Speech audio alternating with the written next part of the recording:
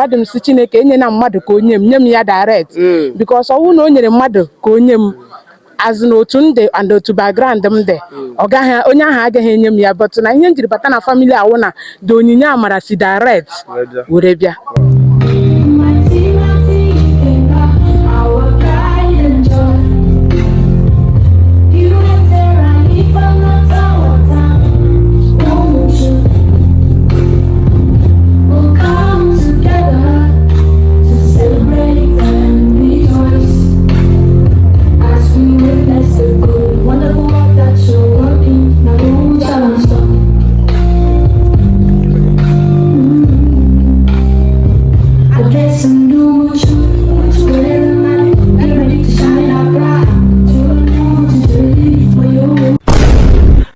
So anya anọbụ mama mighty Ikenga Umuchu ọgaranya obi ede ọcha kene na-echeta nwaanyị a mama ekene gị daalụ anyị nọ n'ụdị gị today na be ka anyị nọ kedu ka obi dị gị anyị mago n'otu obi dị m obi dị na mmanụ ọfụma so ife ụlọ maka last time anyị bịasara ebe ịkọwasa ka o si eme majọ ka o si eme maka ịkọwara mbụwa ka o si eme mana anyị nọzi ebe afụzi ya n'anya na nke ikpeazụ so a na-ejezi pụje bụ ewe ndị na-enwere ka ọrụ afa kịta so nyanwa na onwe ya na-asị anyị bịa ka anyị gosi ya gbagodo anyị nwe na ọtụtụ esi ya agwa nwaanyị tata na ọbịbịa unu bịara dị mma and ịbịakwara bịa vidio kọmpaụndụ otu ọcha eze nwanji aka wee bata na Steven oti izu nwanne mụ Ikechukwu Abraham mụ onwe m bụ Josephine nwa abụ di oti n'izeji so na ezinụlọ Izeji ka m si pụta n'ụmụ nwa obodo eligede Esheke wee bịazie dị na okere eze nwanji aka so ọ dị mma otu unu si wee bịa sị ka unu vidio ka a mara etu ọ dị wee kwere mara etu obi dị m onwe m nwaanyị obi dị mma mmadụ mụtara nwa ejideghị nwa ya ka o zuru oshi ejideghị nwa ya ka ọ gbara ama kama ihe a na-akọ akụkọ ọ bụ maka ihe ọma olee ihe obi eji nji adị mma obi dị mma ọfụma na ọbịbịa ọnụ bịa dịkwana mma na ihe nwa m na-arụ maka Kraịst si ya ọ bịara maka ndị arụ na-adịghị ya bịa maka ndị ahụ ọ dị so Abraham Ikechukwu oti bịara maka ndị ahụ na-ehie ọ bịa maka ndị ahụ anaghị ehie maka ome ndị ahụ anaghị ehie dị na-achọ ka ha nye ha tikwuo n'elu nke ha ji beti ọma ndị ahụ ndị ọ na-achọ ọ bụ ndị ahụ na-ehie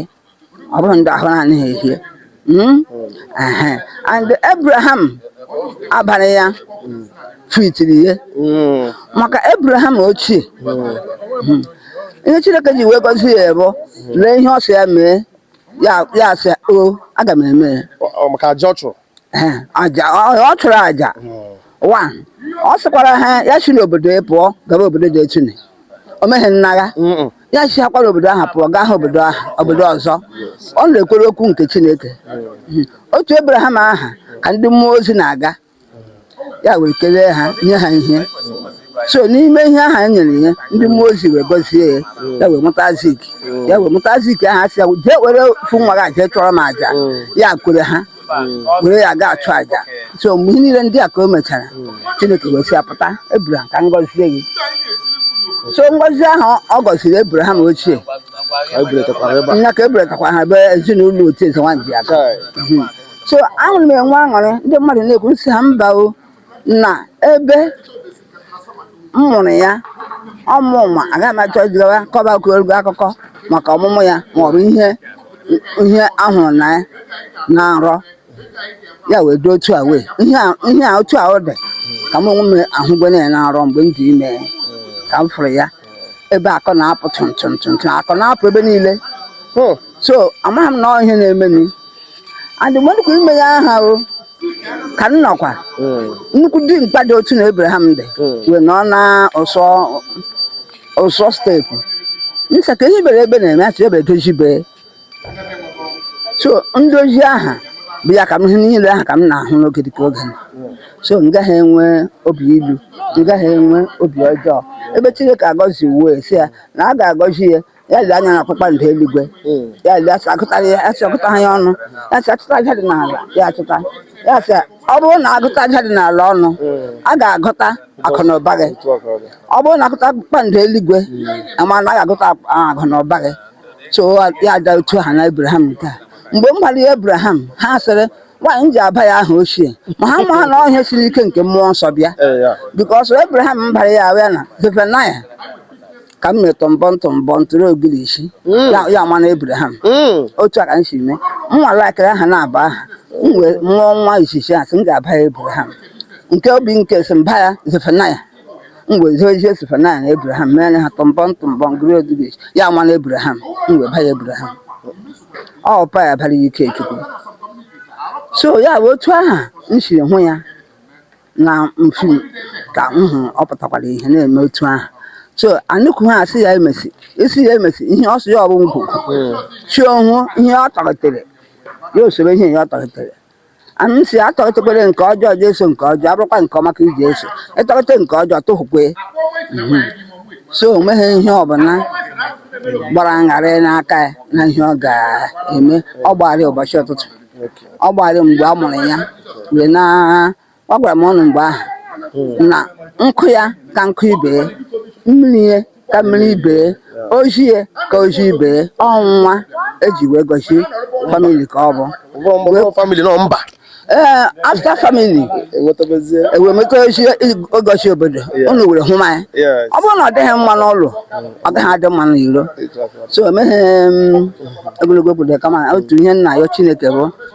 ebe ọ sọrọ ya lee ibu a buru jee ya sị ya o na Chukwu si ya gawakwa chedebekwe wee gawa ibe ije aha mgbe ọsọ obodo mere ka ọ dị mana ihe mma bụ onye ya na Chineke kwu o meghị ihe na emenma n'ihi na ọsọ anyị ga-eweli anya anyị abụọ lee ogwu niile so olee ebe inye aka anyị ga-esi bịa asị inye aka anyị ga-esi n'aka Jehova bịa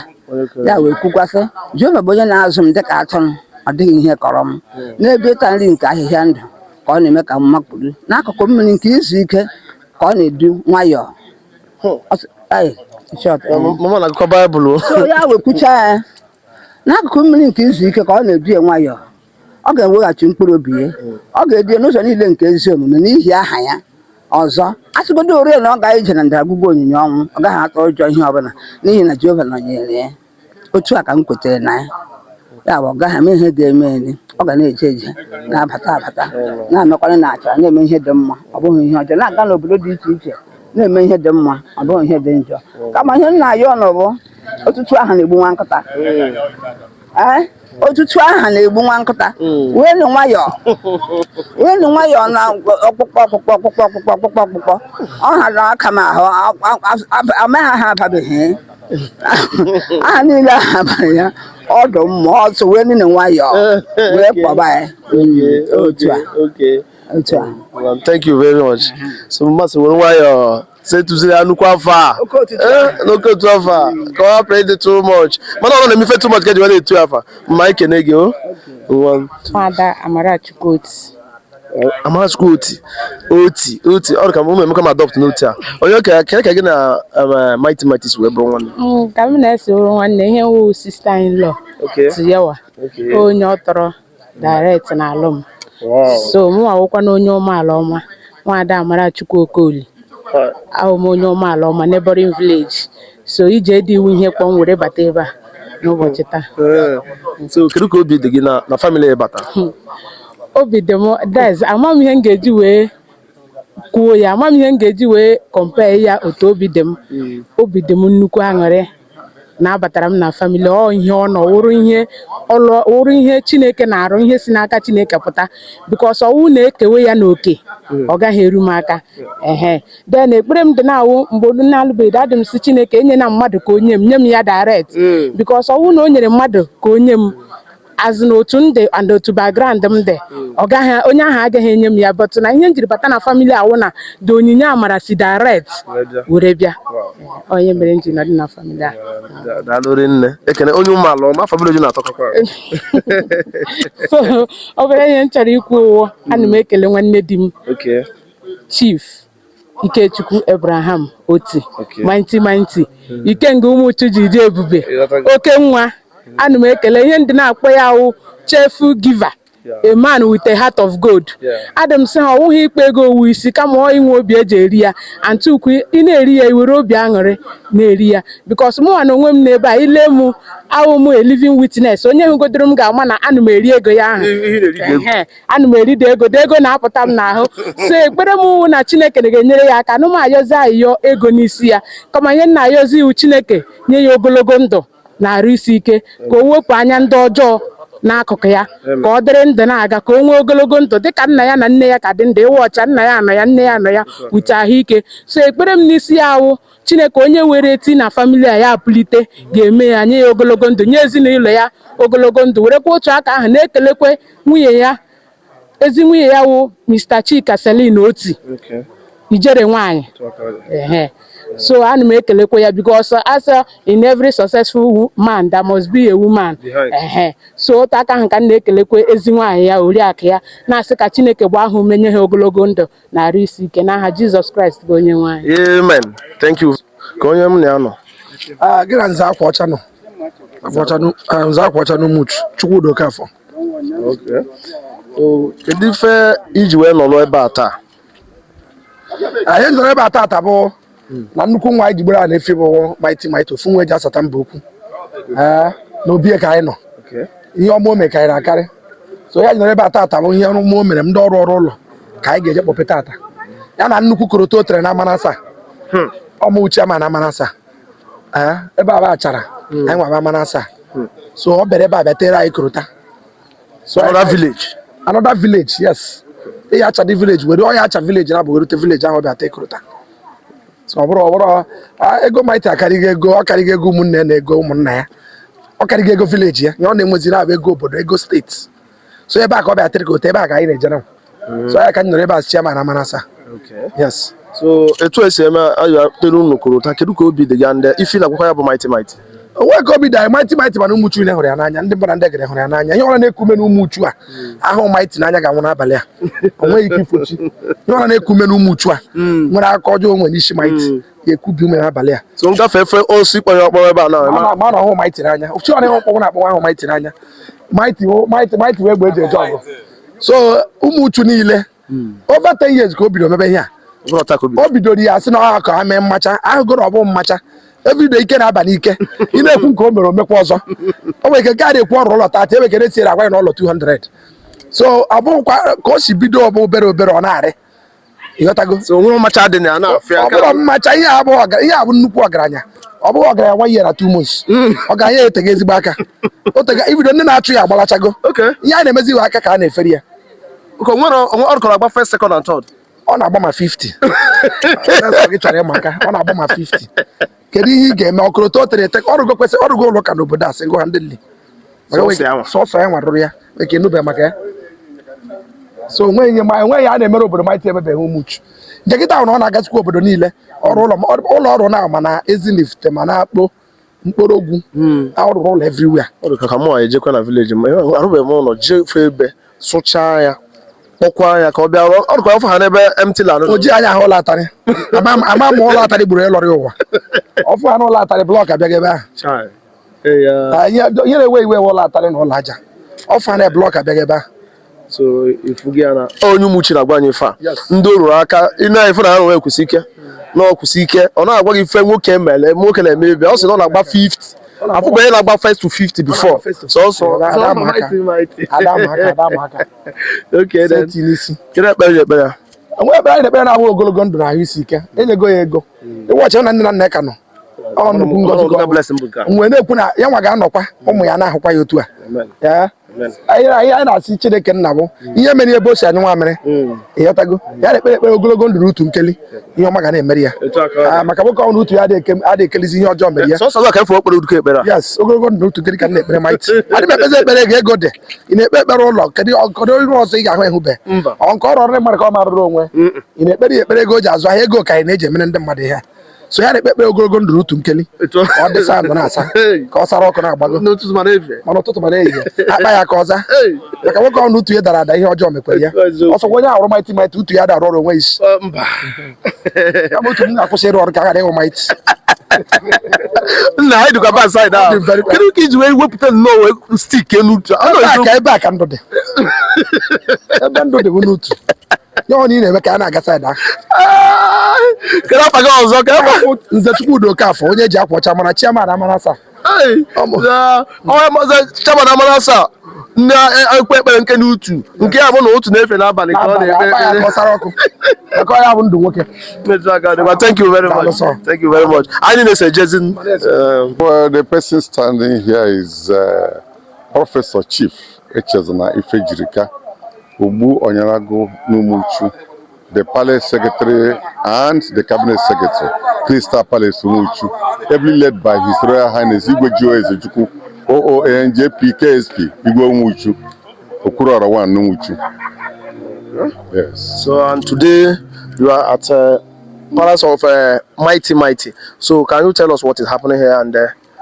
Yes, I was invited by the chairman of Achara village, Ishimiri Chimeze, to represent the Igwe who is bereaved. He lost his wife recently, and on the basis of that, he cannot come here to do celebration because he is mourning. The family is mourning, the entire village is mourning, Umuchu is mourning. So for that reason, he wouldn't have come here for whatever reason. So he sent me to represent him in this wonderful occasion, celebrating a man who is giving to the world what God has given to him. I'm talking about mighty, Umuchu. Very generous, is a patriotic person and a humanitarian person by excellence. Yes, that's what we want to celebrate. He built houses for 20 persons in different communities within Anambra and within Imo. He constructed roads, both in his village and other villages in the town. He has been doing wonders, empowering people, women, men, young people. So we have never seen a man like this in Umuchu since Umuchu was created. He is unique. He is special. Yes. No wonder the Lord continues to bless him because he is blessing others. Yes. So we come here to commission some of the roads, some of the hand over keys to the person he built houses for, and even empower them with 1 million naira. And all the houses are equipped to the brim. And so I can see, the man is something. Yes. So as a king representative, what is your prayer to Mighty? Oh, sure. I have 2 special prayers for him. First of all, that he will remain healthy, because he may be rich and you are poor health-wise. That your riches will not reach anywhere, because the white man says health is wealth. Yes. So I pray that he has sound health throughout. I also pray for longevity, long life. He will age gracefully, and the Lord will also bless him more and more. Since he blessed others, the Lord will give him more and more blessing to bless others, because he is a blessing to his village, a blessing to his family, a blessing to Umuchu, a blessing to Anambra State, and a blessing to neighboring states like Imo, where he's building some roads there also. The wife is from Akokwa precisely. So he's constructing road across that place. So he's something else. Yes, he is the kind of man that should be recognized all over. But what he doing, some state governments cannot do it. It's not construction road. You know what it takes to construct a kilometer road? That he's doing it here. So that's why we are here, to celebrate him, to commission some of the projects, and to pray to God to continue to sustain him, his source of income. Well, thank you very much. Thank you very much. Yes, thank you very much. Don't worry.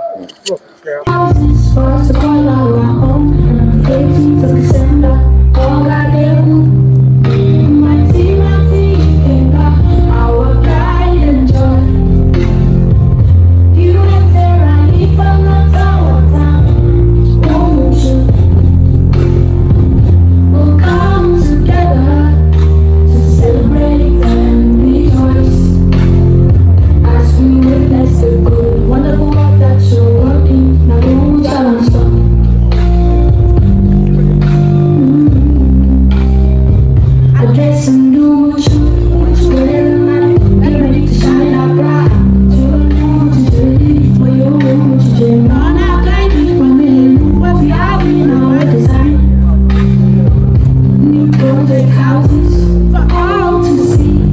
And soon we have a brighter future.